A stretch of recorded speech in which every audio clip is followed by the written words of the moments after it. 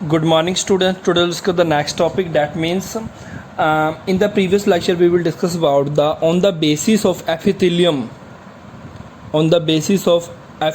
function, their tissue and their characteristics. This tissue are 5 types. Okay बच्चे, मतलब previous lecture में हमने पढ़ा था कि ये जो on the basis of means क्या है बच्चे, कि the epithelial tissue can be grouped as follow, means कि इसके एक ग्रुप होता है जिनमें बेटा 5 टाइप के एपिथेलियम होते हैं. तो उनमें से बेटा आज हमने क्या पढ़ना है, पहले पढ़ना है स्क्यूमस एपिथेलियम क्या होता है. ठीक है, इसका स्क्यूमस एपिथेलियम सबसे पहले देखो, ये जितने भी टॉपिक पढ़ेंगे सबसे पहले पढ़ेंगे हम डिस्ट्रीब्यूशन का मतलब होता है ये कहाँ प्रेजेंट होता है.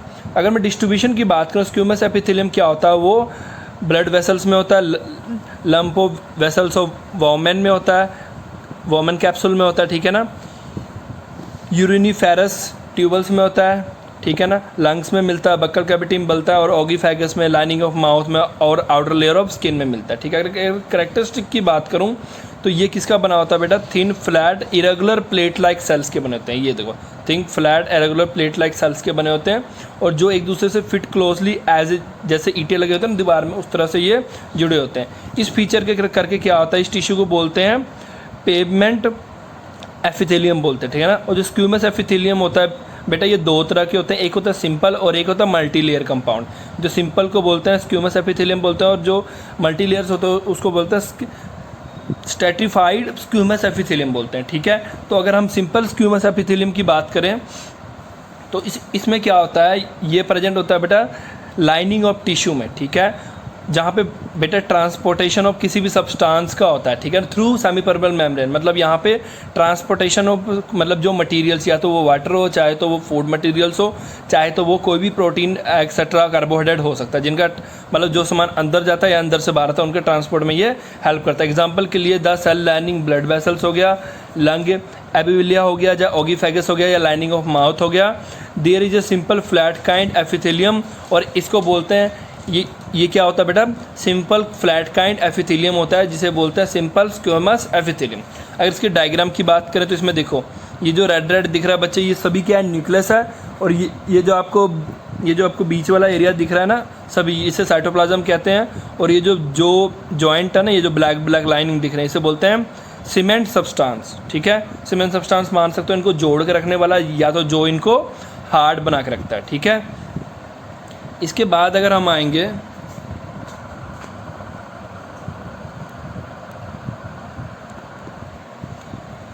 इसके बाद अगर मैं पढ़ाऊंगा तो the cell of this epithelium are extremely, ये बहुत ज़्यादा थिन होता है और फ्लैट होता है. इसको बोलते हैं डेलिकेट कवर. ठीक है ना, और lining of their respective tissue. ठीक है, अगर नेक्स्ट बात करूं बेटा, जिसमें मल्टीनर स्क्यूमस एपिथेलियम की बात करूं तो ये क्या होता है, ये किसका बना होता है, और ये अरेंज होता है बेटा लेयर में. मतलब जो पीछे वाला पड़ा था उसमें एक मतलब सिंगल लेयर होता है वो, और ये मल्टी लेयर होता है. बस इसमें क्या है कि ये देखो डायग्राम में देख लो, एक लेयर के ऊपर एक लेयर, मतलब एक के ऊपर एक लेयर बना होता है. ठीक है, because of the layering of the skin cell in the pattern this epithelium now the stratified squamous epithelium. ठीक है, और जो मेनली जो ये वाला पार्ट होता है ना बच्चे, ये हमारे स्किन में भी प्रेजेंट होता है. स्किन को हमारे जोड़ के रखने में भी ये मतलब थोड़ी हेल्प करता है. ठीक है, ये हमारे प्रोटेक्ट करता है, underlining the part of the ये मैकेनिकल इंजरी से बचाता है.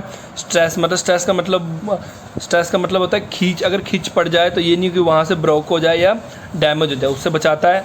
ठीक है, इन्फेक्शन से बचाता है, डिहाइड्रेशन से, मतलब वाटर को इसके अंदर से बाहर नहीं जाने देता है ईजिली.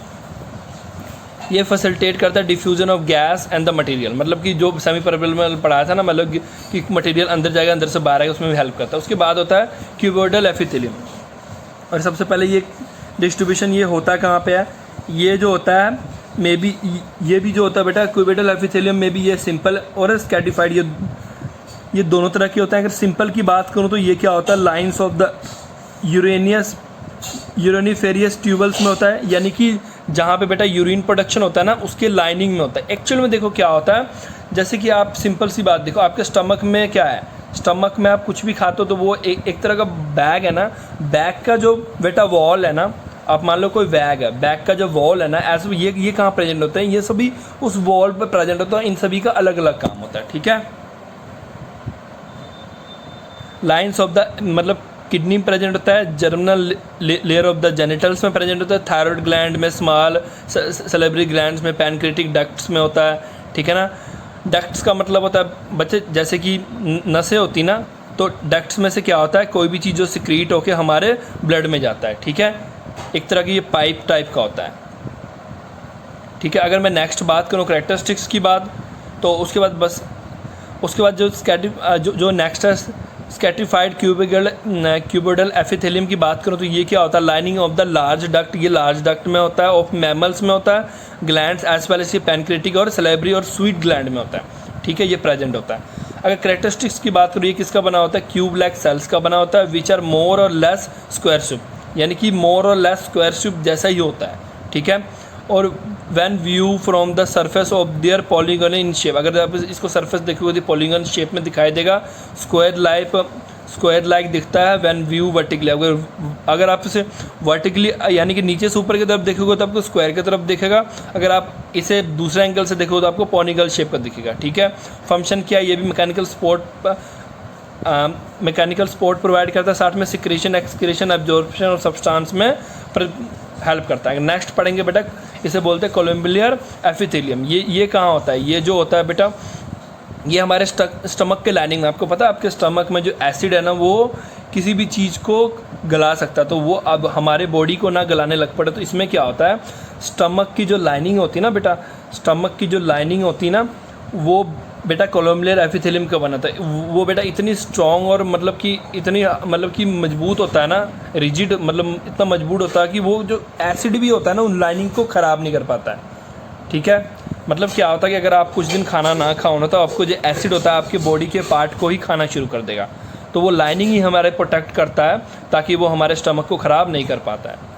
इंस्टेटाइन गॉल ब्लैडर में होता है, और ये गैस्ट्रिक और इंस्टेटाइन ग्लैंड में होता है। ये जो अगर स्ट्रेटिफाइड मतलब सीधी सी बात है, यहाँ पे अगर सिंपल वर्ड आ जाए तो बेटा सिंगल लेयर की बात करें, अगर ये वर्ड आ जाए तो मैं मल्टी लेयर की बात कर रहा हूँ।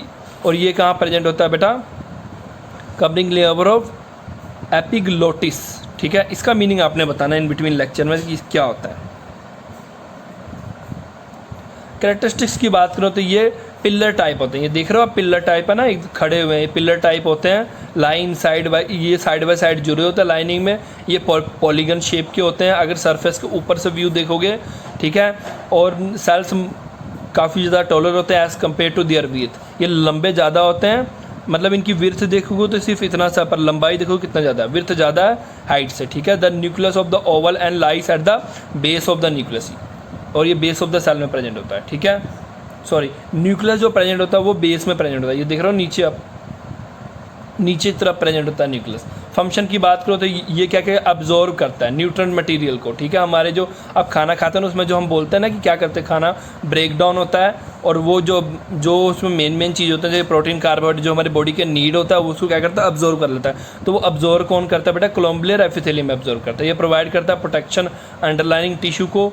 और जो गॉबलेट सेल होता है ना वो क्या होता है बेटा, मॉडिफाइड, ये गॉबलेट सेल्स होता है इसके अंदर, वो क्या होता है, मॉडिफाइड कोलम्बियर एपिथेलियम सेल होता है, ये इसका मॉडिफाइड वर्जन होता है। और ये क्या करता है, स्क्रीट करता है म्यूकस को, ठीक है। और ये फाउंड होता है म्यूकस मेम्ब्रेन और स्टमक में, इंस्टेटाइन और रेक्टम में प्रेजेंट होता है, ठीक है। इसकी नेक्स्ट अगर मैं बात करूं, सिलेटेड एपिथेलियम, ये सबसे पहले कहाँ प्रेजेंट होता है बेटा, क्यूबिकल सिलेटेड एपिथेलियम क्या होता है, वो certain part of urinary tubes में होता है, यूरिनरी ट्यूबल्स में होता है, और कीप इन द यूरिन में, मतलब जो हमारे बॉडी में यूरिन प्रोडक्शन होता है ना, तो बाद में एक सम टाइम बाद वो यूरिन हमारे बॉडी से बाहर निकलता है ना, तो वो जो जहाँ बेटा हमारे जो यूरिन वाला मान लो आपके बॉडी में जो मतलब कि बैग टाइप है ना, उससे क्या जुड़ी होती है बेटा, पाइप से जुड़ी होती है, ठीक है बेटा। और ये वहीं प्रेजेंट होता है, ठीक है। द कोलम्बियर सिलेटेड एपिथेलियम जो होता है वो form of lining of the fallopian tube, और ये दोनों बेटा, ये दोनों आपका वर्क है जो आप मुझे बताओगे कि आप क्या इसका मतलब होता है। अगर मैं इसकी डायग्राम की बात करूँ तो बेटा ये होता है सिलिला, ठीक है, ये जो हेयर लाइक दिख रहा है आपको, ठीक है ना। वेसल ग्रेन्यूल साइटोप्लाज्म इसे बोलते हैं। कोलम्बियर की बात करो, न्यूक्लियस, ये देखो न्यूक्लियस, ये सभी न्यूक्लियस है। और इसे क्या बोलते हैं, बेसमेंट मेम्ब्रेन, ये जिसके ऊपर ये टिका हुआ है।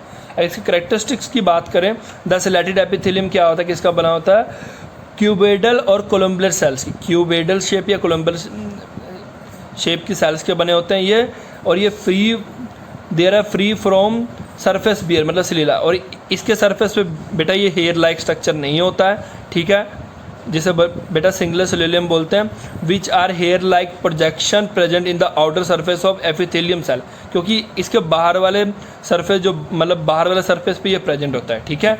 The silolium is form from the tiny vessel granules, ये किसके बना होता है, टीनी वेसल ग्रेन्यूल्स, और ये इट हेल्प द पुश ओवा इन द फेलोंगल ट्यूब्स। अब ये अगर आप ऊपर मीनिंग पता कर लोगे तो ये आपको पता लग जाएगा कि ये क्या होता है, ठीक है। ये हेल्प करता है उसके अंदर जाने के लिए, फेलोपियन ट्यूब्स में जाने के लिए, और म्यूकस को बाहर करता है, किससे, रिस्पिरेटरी ट्रैक्ट मतलब सांस लेने वाले सिस्टम से इनको म्यूकस को बाहर करता है वहाँ से, ठीक है।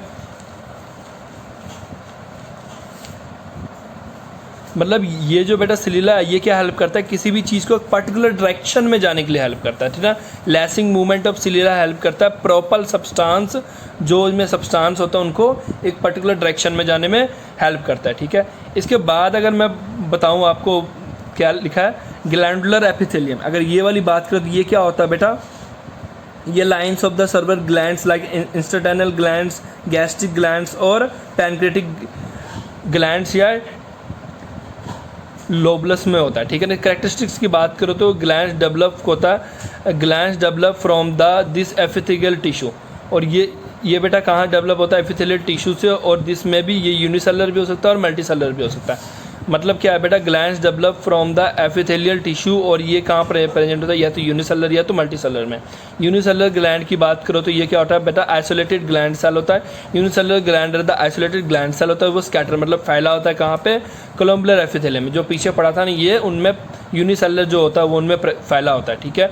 और इसे बोलते हैं बेटा गोबलेट सेल। गोबलेट सेल आपको पता लगा ना, पीछे वाला जो हमने कोलम्बुलर एपिथेलियम पढ़ा था, मैंने क्या बोला था, गोबलेट सेल क्या होता है, इसका एडवांस वर्जन होता है। तो ये जो बेटा होता है ना, ये इसकी मदद से, ये ग्लैंडुलर एपिथेलियम की मदद से ये एडवांस वर्जन में कन्वर्ट होता है, ठीक है ना, स्कैटर होता है, और इसको बोलते हैं ग्लोबुलेट सेल, ठीक है।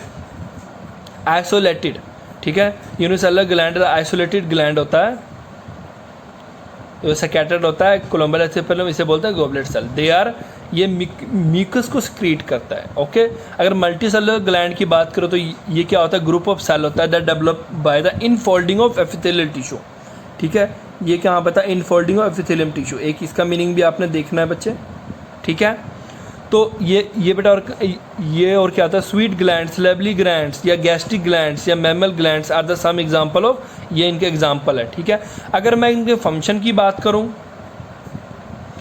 तो अगर इनके फंक्शन की बात करो तो द ग्लैंड सेल सिक्रीट करता है सर्वल सब्सटेंस लाइक स्वेट, जो पसीना निकलता है हमारे वो ग्लैंड सेल सिक्रीट करता है।